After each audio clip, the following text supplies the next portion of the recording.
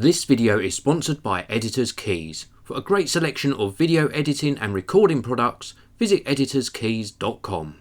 Hi everyone, this is Dave from Geekanoids and this is my full review of the Oppo Finder smartphone, which is currently the world's thinnest smartphone at just 6.65mm thick. Now, I unboxed this on the channel about a week ago. If you want to see that video, please do look underneath this video where you'll find a link, and that will run through all of the specifications and my first impressions. But let's wake this phone up and you're going to see the 4.3-inch Super AMOLED display, and it really is a nice display. Now, we can either slide to the left and that will mute the phone, or we can slide to the right to unlock. And this is running Google Android version 4 Ice Cream Sandwich. And the screen on it is really rather nice. We've got some sort of capacitive touch buttons at the bottom here, which are backlit, and then we've got the screen itself, and the display is very, very nice. Very crisp text, and just everything you'd expect from a display, and it's very sensitive to the touch as well. If I scroll left to right, you can see it's nice and responsive too. We've got a couple of widgets I've been using. This is just to do things like turning wireless on and off, Bluetooth, etc. And then we've got another one across to this side that I've added, which is just the clock, which shows the date, the actual time and the day of the week. Comes pre-installed with lots of applications, but you can of course go into the Google Play Store and install any application that you want. If I go back out to the home screen, you can see here some of the applications I've been using. Dropbox works wonderfully.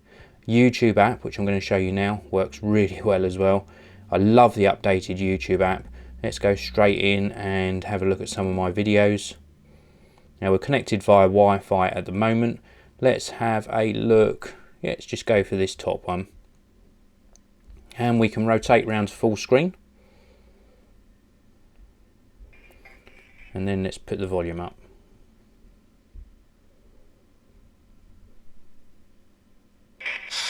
Hi everyone, and welcome to your Geekanoids Tech Bite for the 19th of July 2012.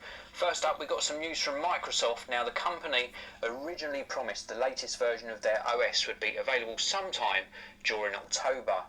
Well, fantastic news, they have kept to their promise, and new users and upgraders will be able to get their hands on the operating system on the 26th of October this year. That's great news for everyone. And now you could hear there that the volume goes up nice and loud on this handset. Also, the viewing angle is really good as well, so great for watching back video. Now I'm going to move on and just show you a little bit of browsing. Let's go into the browser. It's going to come up with the mobile version of the Oppo Finder website, where you can pick this up for just under £400. And let's have a look at another website. Let's tap in this top bar. My fingers do not want to work. Here we go. So, Geekanoids. So let's have a look at the Geekanoids website. And as I say, we're connected over Wi-Fi. It's loading up nice and quickly. And we've got a very sort of good performance. Let's just let it catch up a little bit before we start scrolling. Here we go. So scrolling, you've got a slight little stutter, but not too bad. And this is a very sort of video intensive website, but we can pinch to zoom as well. And that's very responsive, and that's thanks to the dual 1.5 GHz processor. There is a little lag, but we're still waiting for things to load, so in all fairness we should let this catch up. But here we go, you can see the text nice and crisp, nice whites as well. It's a very nice screen. I do like the screen a lot. That's fully loaded now, so I can give you a fairer sort of pinch to zoom test. You can see no checkerboarding or anything, so just a really nice browsing experience. And of course you can do this in landscape or in portrait mode.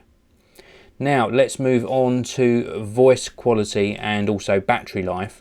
We've got a little pinhole mic on the bottom here for when you're making and taking calls, and the earpiece, both very clear, and I'm very pleased with the actual call quality and the signal quality when I'm using this for making and taking calls.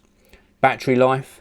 Well, the battery life's been really good. You'll easily get through a whole day with this phone, no problem at all.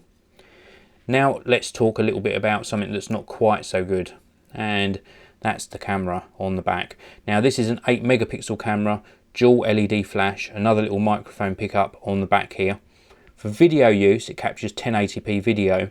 It's okay, but you do need to throw a lot of light at the subject, and the audio quality is again okay but very low in volume.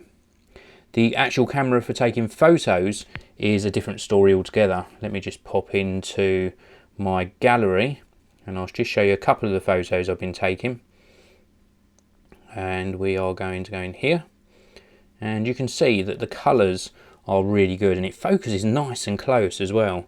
So here are a few of the photos, and this is one of the close-up ones, so you can get really close to your subject matter, and it's nice and responsive as well. Let me just pop this down here, pop the camera open, and you can see here if I move up, so I'm not focused here, move up to something to focus on, and we will tap to focus, and you're there. So very quick to focus. Let's just do another one. Focused, take the photo. So very quick performance on the camera. So really pleased with this for photos, not quite so impressed with it when it comes to video quality.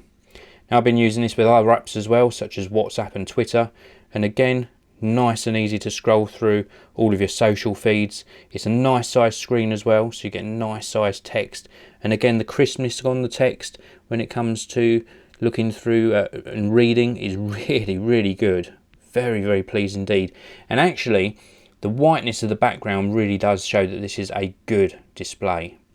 So nice performance from this, nice battery life, nice price, something a little bit different as well rather than a mainstream phone, and just look how thin it is. This is what's really impressed me, is just how it feels in the hand. Now something like the Samsung Galaxy S3, which is obviously a slightly bigger screen, just feels too big, but this feels just about right. The 4.3 inch size and the super thin sort of styling to the Oppo Finder really do add up to something that feels rather special. So if you're open to trying something else, I think it's worth giving a go. The price is very good, the build quality is very good, and I think the Oppo Finder is a nice Android powered smartphone. Well, thanks very much for watching. This has been Dave from Geekanoids. If you've enjoyed this video, please do give it a thumbs up, please do subscribe, and I will see you all in the next video.